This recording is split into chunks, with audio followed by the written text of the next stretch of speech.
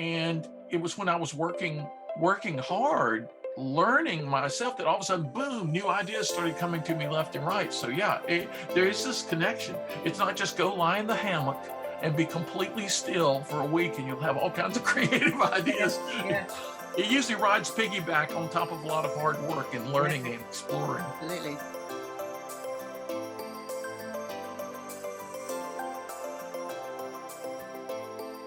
I asked my dad what creativity was, and he said it's just doing. Yeah, right. Like the Latin word to make, to do, right? Absolutely.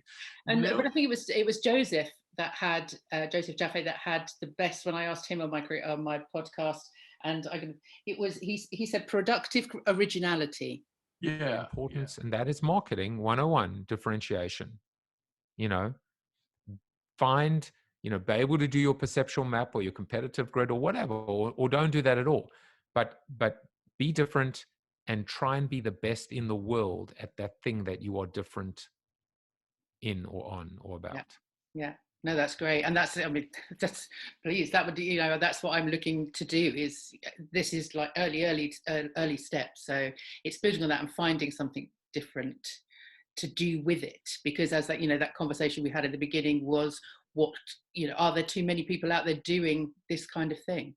So have you I like your board, by the way. Your board is very cool. So I think one of the things with you is so here now, this is what I'd like to see with your show. Imagine, so now think about show number 100, think about show number 1,000, think about what's going to change.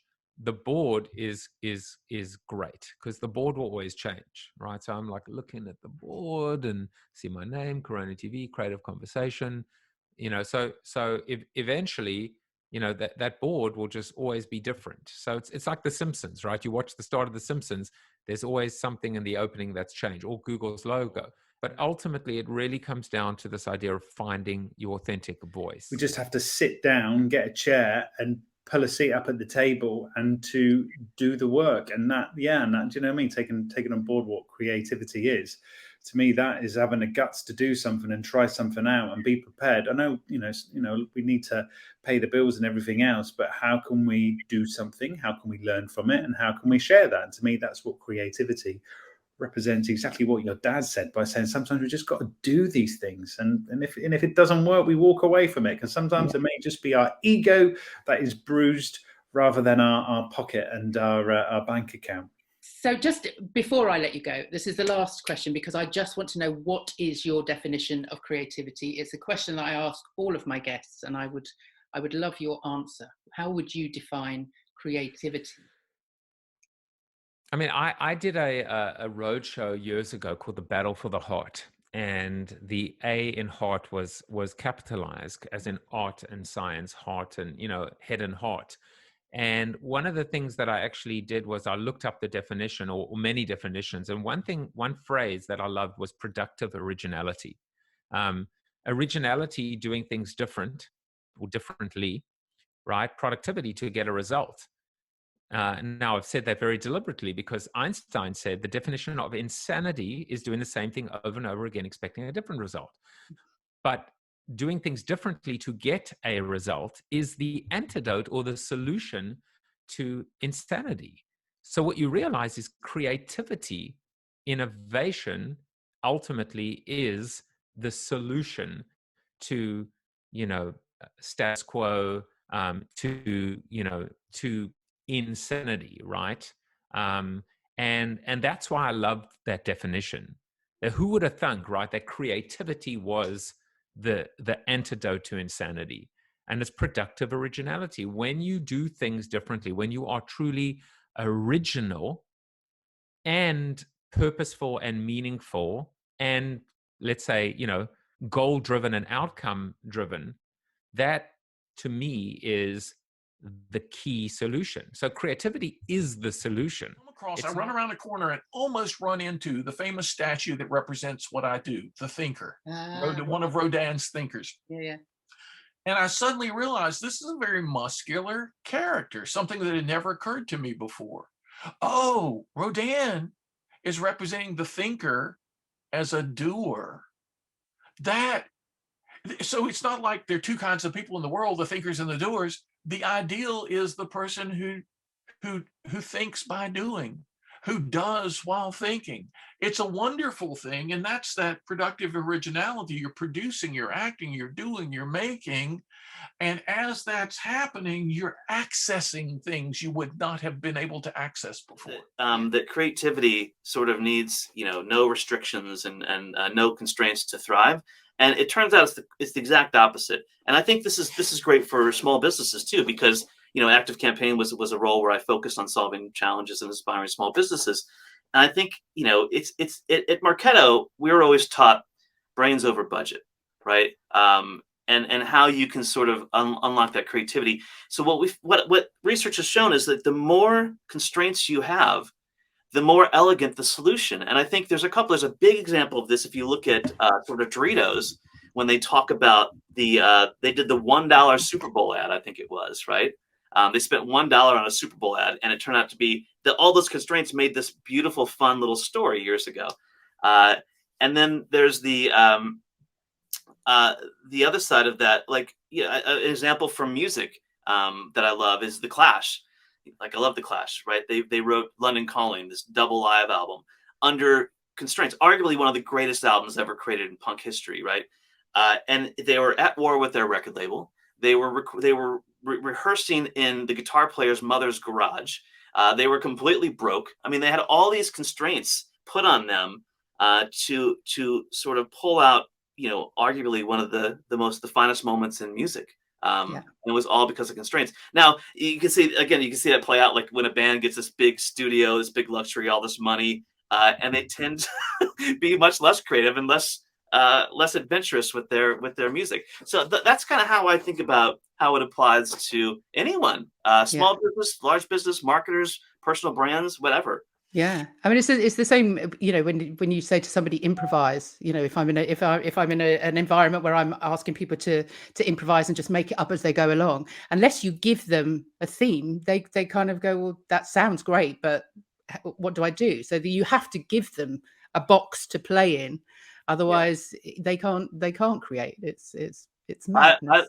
I love that the improv story, and I think Tim Washer, he was on the Year of the Media the other day, and adding improv and comedy together, I think, is something I've always appreciated. I've never been able to sort of to do myself, but I like the idea of running with something and having fun with it. But improv has always been fascinating to me. No, we do it every day. I'm doing it right now. So are you. So people go, I can't do it, but yeah, we do it. What do you think then in terms of creativity and leadership? In order to lead, you kind of have to give people the space to be creative, to kind of give them the permission to create. So there's a couple ways I think about this. And again, I think, the age-old question is, or the age-old challenge is like, I wasn't born creative, I'm not creative. Like that's bullshit, right? Everyone can learn to be creative. It's something that can be taught. And so I think, based on where I've found success with my teams over the years at, LinkedIn or Microsoft or wherever, is sort of finding what they have trapped inside, that they could get out, right? Number one. And then number two, painting the picture of what that could look like as something creative and successful, right? So, and bringing them examples to inspire them to get there. So it sounds a bit fluffy, but if you don't have that leader who's there to paint the picture, to bring you inspiration, and then try to pull that creativity out of you and tell you, yes, you can do this, then it gets lost, right? At LinkedIn, we had a thing called the intelligent risk that was part of our culture there. And I still take this. I took this to Microsoft. I bring it to everywhere I go. And it's basically the permission to fail, right? Permission to try something new and fail. And the intelligent risk is I'm going to botch the definition, it's been so long, but it's basically the idea of where the risk sort of or being successful outweighs any sort of risk that could ever be of any concern, right? So as part of our team OKRs each month, or BPMs, whatever we call V2 Moms, I would always say, here are the things we need to get done, but I want one intelligent risk for you, and this could be anything you want, right? It could be start a podcast, it could be like start a TikTok channel, start a trend, I don't know, whatever you want to do, and then sort of one personal goal. And I think that's the key to development. I've had good managers, I've had terrible managers, I've had managers who do nothing but drive for performance. But I think it's the ones who take a step back and focus on how can you be more creative, and how can I inspire you to do your best. It gets you past being the fear of turning into that marketer that's miserable, that's celebrating mediocrity, that's pushing things out the door just to get them done, to checking boxes. I got to Coke and I had an incredibly creative boss that also encouraged me to use my head and to think and to speak up, and to, if you have an idea, speak up. And if it's a good one, we'll do it. If it's not, we'll either tell you it's not a good idea, or we'll build on it and we'll turn it into a good idea. So, it's the people in my life that have opened my mind to what could be. And I'm extremely grateful to people like my wife and to some of the bosses that I've had along the way. Yeah. So that particular boss used your initiative that in Procter & Gamble was just initiative, and showed you that it was actually creativity. Yeah, I mean, I had a really interesting experience, maybe 3 or 4 weeks, maybe a month into my first time at Coke. I was in a meeting. I sat there. I didn't say anything. I had ideas, but I didn't say anything because there were like 15 people in the room, and I was new and thought, I'm not going to say anything because that's not what you do.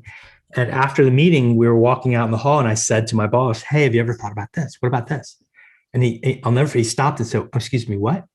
And I was like, "Have you ever thought about such and such?" And he's like, "Oh, hang on 1 second. Everybody, let's get back in the conference room." And I thought, and he pulled everyone back in the conference room and said, "Hey, have you guys all met the new guy, Jeff? He just got here from P&G. Really smart guy. He's done a lot of really good things. He just had an idea." And I thought we would get everyone back in the conference room. And then he said, "Before I do, Jeff, you were just in this meeting with all these people for the last hour." And I'm like, "Yeah." He's like, "And you sat there and didn't say a word. You didn't speak up. You didn't say a word. And then you like have the nerve to give me an idea in the hallway afterwards." So like, "Hey, everyone, I want you to meet Jeff. He's the guy that doesn't speak in meetings." And he said, "It's too late to share your idea, but I want you to know that this is Coca-Cola, and it's okay for you to have ideas. And in fact, you're expected to have them when you're in the meetings, not in the hallways. And so this is never going to happen again. You're going to speak up in the meetings, and I pay you to think and to push. And if it's a great idea, we're going to do it. And if it's not, I'm going to tell you it's not, and I'll tell you why. But you need to show up." And for me, someone might have looked at that as getting scolded in a meeting. I looked at it as the greatest gift anyone had ever given me in my career, because I was like, what? You mean all these crazy things in my head, all these ideas, I can actually say them? And he was like, "Yeah." And then he jokingly said to everybody, "Hey, everyone, you're going to be 10 minutes late to your next meeting. When you get there, I want you to tell everyone in your next meeting that you were late because this new guy, Jeff, didn't share his ideas in the last meeting." And I was like, "Touche, you got me. Okay, game on." And from then it was like, oh my gosh, the world is so different. And we did some incredible things as a result of being allowed to think, allowed to be creative. It's a funny thing that it seems so intuitive. Because I mean that's an amazing story. I mean, who was that guy? I would, just how incredible. His name is Steve Koonin. He's one of the greatest influences in my life. He's now the chief executive officer of the Atlanta Hawks, professional basketball team in Atlanta. He's the most creative, most amazing person I've ever worked for and with. Continues to inspire me on a daily basis. But he's I jokingly used to tell him, it's your fault. You're responsible for me. I'm less the person that says 2020 has been a glorious year. It hasn't. It sucked on so many levels. It really has sucked. It's been an awful year for individuals, but it's been a fantastic year for humanity and creating this, and that insight is not even mine. That came from one of my guests. So there you go. Yeah. Talking of your guests, I've got to mention before I let you go, Tom Morris, who I just love. And I ended up popping up when you interviewed Mark Masters. I don't know if you remember, I ended up popping up in your after party. And Tom Morris, the public philosopher, was one of the guest of one of the Yeah. people there in that room. Love Tom. And, you know, I went and looked in because I loved what he was talking about then. But just in terms of, and I think it was him that said that speaking is teaching. He says, well, I've got an unusual request. She says, oh, I work for DDB Needham Advertising in Chicago, and one of our clients is Disney. Their home video company, Buena Vista Pictures. And she said, we're doing some commercials, and we want to portray the wisdom of the Winnie the Pooh stories. And we've searched the country for a philosopher to be the spokesman for Winnie the Pooh. We've searched the East Coast, we've searched the West Coast. We're looking for a philosophy professor with personality, and we cannot find one, she said. And I said, well, why are you calling me? I was at Notre Dame. And she said, well, I had a beach weekend with my father, who was a Notre Dame graduate. And I told him about this futile search for a philosopher with personality. And she said, we're just going to give up on this campaign. He said, no, promise me one thing. You'll call Notre Dame before you give up. Just one more place. She said, okay. So she called the administration at Notre Dame. I'm looking for somebody to represent Winnie the Pooh as a figure of wisdom, and I'd love a philosopher. And they said, boy, have we got the guy for you. Call Tom Morris. And so within days, I was in Los Angeles with my family, and we were filming commercials for Winnie the Pooh, national television commercials. And it was the most unusual and fascinating experience. And I said yes to it, mostly but to give my kids a treat, because they loved Winnie the Pooh. And my wife and I had read to each other when we were dating Winnie the Pooh stories in college. And so it was just too perfect. And so I didn't know the amount of attention, because they premiered these commercials on the Today Show, NBC Today Show in America, which was at its peak as the #1 morning TV show. You know, it's like millions of people are seeing me in my reproduced Notre Dame office in Hollywood talking about Winnie the Pooh, and I'm juxtaposed with Pooh characters and all this. And it's like that got people's attention for my speeches, my nascent speeches at that time, because rather than being, wait, he's a philosopher, it's like, he's the guy who pitches Winnie the Pooh. Yeah, let's have him come in, you know. So it was like jet fuel to my beginning career as a public philosopher. It's so much fun. Joseph was talking about CoronaTV and his podcast, and I was like, well, I want to start one of those. How do I do that? And you know, all you guys were really sort of giving me some good advice. And you were a guest on his show, I think the following day. So I came along, and I watched that live. And then I thought, oh, I'll just pop into the Zoom room afterwards. There was like an after show, which, you know, talk about kind of putting yourself outside your comfort zone. I can remember my finger wavering over the link. It was like, shall I do this or shall I not? But I seriously thought I was going to pop up in a room with, I don't know, 50, 60 other people, and I'd just be one of the little thumbnails and I'd just listen. But when I clicked on the link and I popped up in this room with like 6 of you guys, there was you and Joseph and Tom Morris, and I mean, it was just mad for me to kind of turn up in this room, but you were all very welcoming. I felt like I'd gate crashed. No, but listen, no. It's like same here. And you realise that you always have that sense of trepidation, and I always did when I first started out. I had a project called Talking Content, and I reached out to over 100 people and asked them and interviewed them. And this was my little line in the sand to get to know these people: Joseph, Mark, Trevor Young, all these people from around the world. But when you read someone's book, you're a little bit in awe of such. Do you know what I mean? We're all in awe of these people. Yeah, absolutely. And I only realised that everyone's pretty down to earth at the end of the day. As long as we don't abuse someone's time, as long as what we can share with one another is useful. It's a nice tip that sometimes it's nice to shout and wave the flag for somebody else's work, because then they think, hey, they're on my level. So when we kind of come into these places, which is why it feels easier now, like when we had the trial for You Are the Media Online Offline, and we had Tom rounding it off, you know, good guest of your show, rounding it off of his whimsical philosophy. And it was brilliant.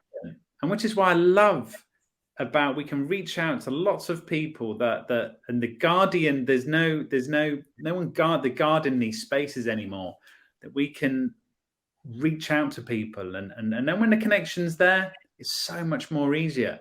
But I like that feeding back to everyone else, and we share it all together. So when we come together now and we listen to people on the screen, or we do it all online, it's a way that everyone feels a part of something. I'm a big believer in that we don't necessarily need to create a hierarchy.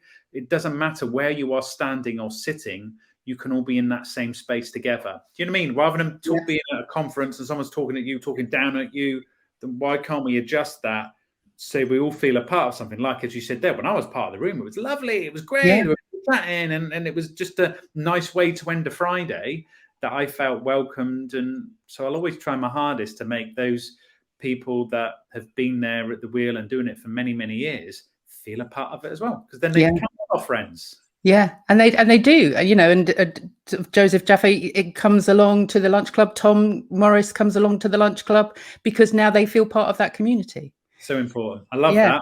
Yeah. Again, they're overseas. People in America come on board. So we do an arbit and we kind of join in, and everyone, a mutual respect for everybody that's there, and those people that know that people give without an acceptance. You know, when you walk into a networking event, you want to kind of sell your wares or get something out, but when you create a space where people understand this, and there's this unwritten etiquette that you are a part of, and respect that and understand one another, and not there to coerce or abuse, or in a way that makes somebody else think, well, this isn't really for me. It's a bit that is. Yeah, that's worth its weight to me. It means same sort of thing is, what do you want to be known for? Standing out for that as a brand, as a personal brand, as a business brand, as a non-profit brand, standing by that, and and then creating content around whatever that is you stand for, so people get a good feeling for who you are and what you do. And I think the problem is you can't be all things to all people now, because you'll just disappear into the noise. I think a good aspect of being a writer or a journalist is curiosity, and I think you feed your curiosity, and I've had that from a very young age, and so I'm still curious. And that's what feeds evolution, I think, to a large degree, because you're pushing boundaries and you're curious about something. Have you had feedback from people that have kind of been released from their boxes by your workshops, that suddenly things have, because just so people know, I mean, after this, they will go and look you up and look at what you do, but the GIFs and the memes and all of that kind of social media data and statistics that you kind of mix in to what it is, that it's, you know, it's kind of that constant looking at it going, oh my gosh, how do you put that into a quite staid brand? Yeah, so it's a really good question. And the reality is there's two types of thinking that we talked about, and that is the squirrel thinking, which is the reacting, and like, you know, I've got this gif of this squirrel shaking its backside, and it's because it's just like they're just always looking for what's new, what's next, and it's like this restless desire, and that's exhausting. I'm exhausting just even imitating a squirrel. Not every brand can be that quick. Not every brand wants to be that quick. But the reality is, once you set a content strategy around what you can and be willing to talk to, certain brands realize that they will get more of a hit if they're quicker than others, and if they're quick to have the first opinion on something. So what the beautiful thing about this newsjacking thing is being able to tell clients it's a tactic. It's just a tactic. It's not a strategy. And then once they understand that, they're willing, and it's the reason why you mentioned at the top of the show that I'm a content strategist. I started off with this guy who kind of helped co-invent this tactic. And then all of a sudden it led to me being a strategist, because you have to know what you stand for before you can then know how you would want to use a tactic. Where people got it wrong was when they thought newsjacking was a strategy, when really it's just a tactic about being quick and clever around things, wait for it, that you have a right to be quick and clever about. You know, the royal couple, Kate and Will, having a baby back in the day, there were certain brands that were totally trying to newsjack that, and not in 1 million in 1 year would Kate or Will subscribe to that particular brand of cider, for example. They just wouldn't. And that's when it fell foul, and that's when I created my sort of what I call my brand balls ups, which is brands behaving badly because of a lack of strategy. And I wish people had read the book and not just gotten into this shiny toy syndrome of just being quick and clever and newsjacking the frick out of anything that walked. Yeah. Because it just led to some really embarrassing Yeah. scenes. Yeah. Well, I did watch something in preparation for talking to you today, death jacking. Oh, yeah. Oh, man. Tell me about it. Tell me David about Bowie. the Crocs. Oh my Yeah. God. Ah. So right now, just because I'm trying to be comfortable around Jackie, because I don't want to be intimidated, I'm wearing some leisure shoes, which I would call in this country leisure shoes, and they have holes in them. They're plastic, and they are called Crocs. But the reality is, oh, Jackie, I can't believe this. David Bowie, can we call him a musical icon? He is my absolute idol. So yeah. Oh my God! I think this is the time when we get all the fans to stand up. So Jackie and John fans, what do you think of David Bowie? Anyway. Oh look, here's two now. What do you think of David Bowie? What do I think of him? Yeah, I mean his music. Obviously, he's dead. You're being recorded, by the way. Oh, Yes. really? Oh, wow. What am I supposed to say? No. Do you like? Can you think of one song? No, I'm not a big music buff. Can you think of one I'm David a Bowie 60s song? man, really. You see. Which one? China Girl. China Girl. Oh, should we sing Yeah, it? Should we that's sing it? Give us When a- you say this is on, I'm not sure what you're on about.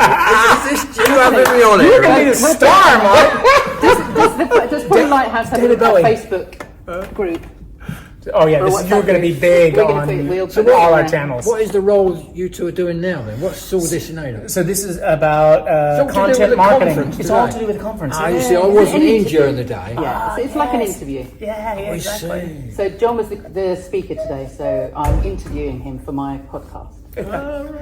Well, actually, she's interviewing both of us. Yes, you are now a guest on my podcast. We're live to our massive I've got to phone the wife up, put the computer on. Back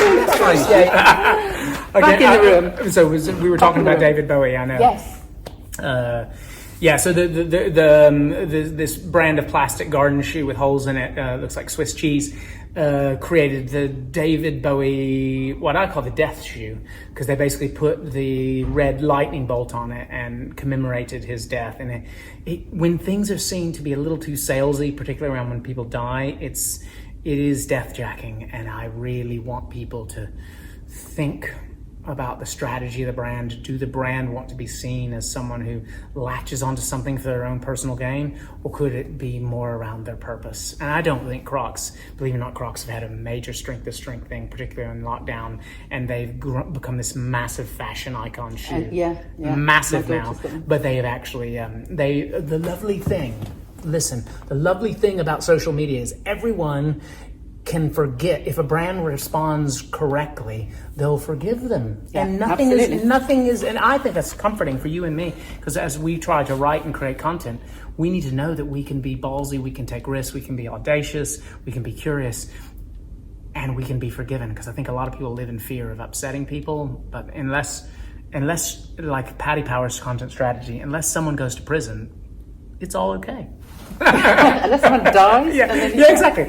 I don't think, other than Mike for absolutely hijacking our podcast, I don't think anyone's going to die in this recording of this scenario. podcast. No. Actually, I'm going to forgive Mike, because he was loving. He was nice. He was really nice. loving. Obviously, he will have to be. He won't be completely edited out. I know. you know, I think that's just such a welcome addition. Campaigns then, marketing campaigns.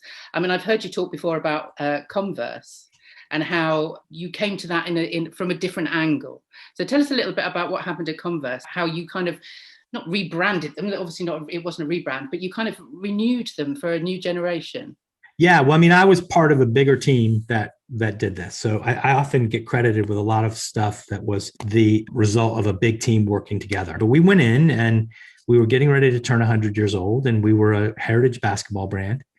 And, you walk through the building and it was pictures of old basketball players in, uniforms from the 50s and 40s. And you thought, well, this is, and then you go out in the world and you see these really cool kids in rock bands and street artists and, wearing the old Chuck Taylors and punk rockers. And you thought, well, gosh, why is the image of what we look at ourselves in the building so different from what is the image that people think about us in the world? And we were really determined to tell people that we were a heritage basketball brand, and we were getting ready to turn 100 years old. And this sums up like the moment that we thought, okay, we have to change. We're in a focus group and we were talking about our 100-year anniversary, and we were very proud of it. And the moderator was pushing these young people. Hey, Converse is turning 100. It's great. It's a great thing. Not many brands make it to 100. And the kids were like, yeah, okay, cool. And then it was like, no, you don't understand. 100, that's a big deal for a brand to make it to 100 years old. Like, yeah, all right, whatever. And then he came back to it a third time and said, I want to talk about this 100-year anniversary one more time, because it's a really big deal. And this young person looked at the moderator and said, hey, man, you keep telling me how old you are. I'm just going to think you're old. And for us, it was like, oh my gosh, we're so impressed with how old we are, and they don't really care. So why do we care so much? Why would we want to work so hard to make them care about how old we are? They don't care. They only care about now. So we started to think about, we had all these incredible creative people that were taking our brand in a really unusual and different places. So we just followed them. And when we got in the rooms with them, we said, what can we do to help? How can we participate in what you're doing? Instead of just market to you and ask you to buy shoes every time we talk to each other, how can we help you? And like, we kept asking that question. We started in China with a couple of punk rock bands who told us, we've always wanted to play our music in another city. And we were like, what do you mean? Well, we've only been able to play our music in small places in Beijing. Like, we've never left Beijing. Well, I'm sorry, what? So we're like, so we literally bought a bus, and we put them in a bus, and we toured them around 5 or 6 cities around China, and we shot a documentary film. And it was like, what? This is amazing. And it was a universal story about young people who had something to say, who were following a dream. And for us, it was like, why wouldn't we do that? And then we came back to Brooklyn and we did the same thing. And kids told us, I have no place to record. Okay, we'll build a recording studio for you. And what? You will? Yeah, sure. Like, because we want to help you. And we did that. And we just flipped the way we thought about marketing to people, particularly these kids are not kids that you can market to. They're ones that like, they have a BS meter, and like right away, they're like, I don't like you.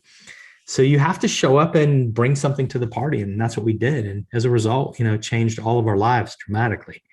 Not just our business grew dramatically, but it changed the way everybody on the team thought about how marketers and brands should engage with people, not consumers, not target markets, people. Yeah. Yeah. So just to understand, the money that would have been spent on a huge campaign was then put into recording studios and buses and that kind of thing. And actually, do you think the sales were more successful doing it that way? So, I mean, there are business cases to be made. Advertising can work effectively, but we ran a recording studio. We built and ran a recording studio that recorded with over 3,000 artists over 5 years. That it cost us to build and run the studio with the equivalent of 1 8-week flight of television advertising cost. So we sacrificed 1 8-week campaign for 5 years of interaction with consumers in a deep and meaningful way. Wow. And each band that came in picked up their phone. They started taking pictures. They started broadcasting to their social media networks. Look what Converse is doing with me. And it was way, way more effective. And over the nine or so years that we were there, we went from about a $350 million business to almost a $3 billion. Characters. But Harry Potter you've used as well for, was it General Motors? Yeah. Well, the first book in 1997, If Aristotle Ran General Motors. Oh. And then when the Potter books came out, I wasn't even going to read them because I thought they were just books for little kids. So a young philosopher called me up, and maybe he emailed me first, and he said, hey, I'm doing a book called Harry Potter and Philosophy, and I would love you to write an essay for the book. And if you agree, your essay will be the lead essay for the book. And I wrote him back and I said, well, look, my kids are grown or older now. They're not, I don't have little kids in the house. We haven't been reading these stories. And he wrote me back. He said, they're not just for kids, they're for everybody. And this went on for weeks. He would call me, he would write me. He got his favorite professor, who was one of my graduate students, to call me and write me. And I said, guys, I'll read the first Potter book. And if I like it, I'll write something. And if I don't, you guys will leave me alone about this, okay? Because we've tried. Okay, that's fine. Yeah, read the first book. I ended up reading all the books that were out at that time, the first 4 or 5, 6 times through, cover to cover. People didn't realize how much philosophy there was in these books. She was trained as a classics major, J.K. Rowling, and she was using Aristotle, and she was using. So I ended up writing an article for the guy's book called "The Courageous Harry Potter." Aristotle thought the most important virtue is courage, because without it, you won't use any of the others under pressure. And so that's the main theme of the stories. This scared little kid stands up to the main threat of his day. How does he develop that courage? Well, so I couldn't stop writing after the article. I ended up writing a whole book called it was first of all called Harry Potter and the Meaning of Life. But the main business editor at Doubleday, an agent I had, sent it to him because she knew he loved Harry Potter. He'd been reading the stories to his grandchildren. And he calls me up. I'm in the car with my family on vacation or something. I have to pull over to the side of the road. He said, "This is the greatest book on leadership I've ever seen. We've always loved your book, If Aristotle Ran General Motors. Can you retitle it something like that and put in some business stuff, and we'll do it?" And it was Doubleday Currency Publishing. So I said, okay. So it became If Harry Potter Ran General Electric. Yeah, I mean, you use it as well. The 5, I don't know what to call them. The 5 tips or whatever that started with courage. Yeah, came from Harry Potter, and you've used that against other. That's right. That's right. I use that in Plato's Lemonade Stand too. Because Harry had this way of developing, building courage. Because people say, if I don't have courage, how do I get it? Well, there's Harry Potter. He does certain things, right? Like he surrounds himself with support. So he never just confronts something totally by himself. He's got Ron, he's got Hermione, he's got Hagrid, he's got all these friends, right? Who are kind of helping him out. And usually when he goes into danger, he thinks about what's at stake.